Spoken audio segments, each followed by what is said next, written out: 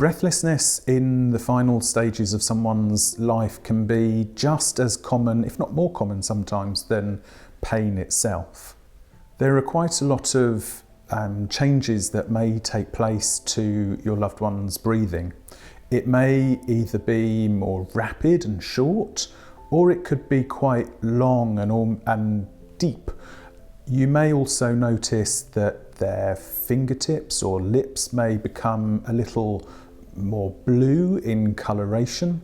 Their breathing may almost be ragged or using all of their muscles in their chest to take great heaving breaths to try and fill their lungs as much as possible. So there are a number of activities that you can try at home to help relieve this symptom.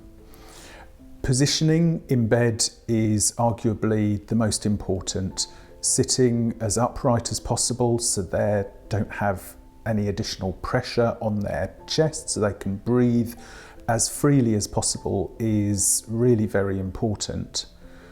Also, relaxation and distraction techniques can be really very helpful.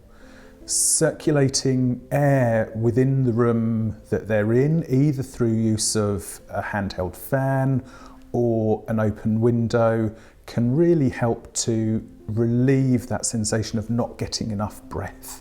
For someone who's suffering from breathlessness, this can quite often be brought on through them exerting themselves in some way, shape or form, whether that's trying to move themselves up the bed or toileting, washing.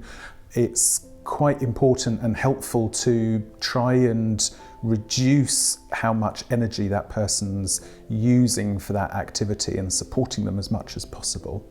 There are also a variety of breathing techniques that you can practice at home, and at the end of this video I will give you an example of one such simple breathing technique that can be really very effective.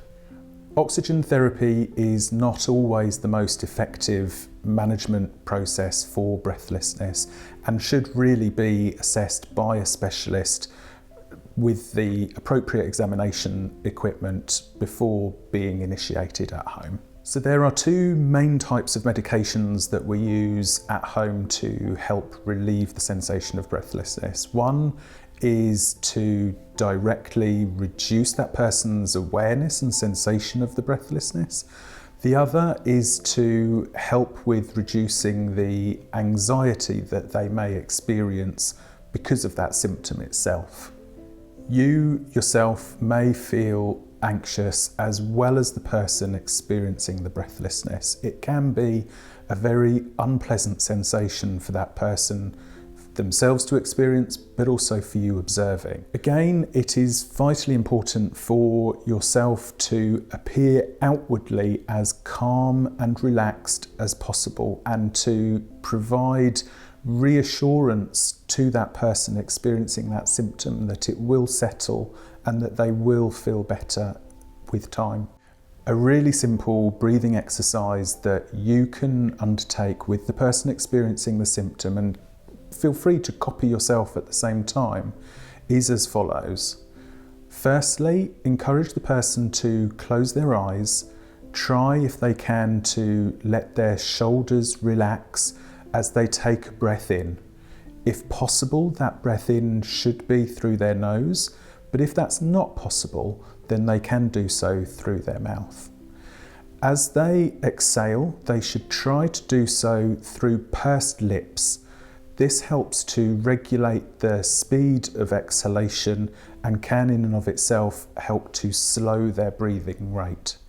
As they do so, they should try to release any tension or stiffness within their body on each breath out. And in following this process over and over, they should try to slow their breathing rate as much as possible so that it's slower and slower. So it's more of a gradual slowing down of their breathing and calming of them. And feel free during to keep repeating the instructions back to the person in as calm a manner as possible.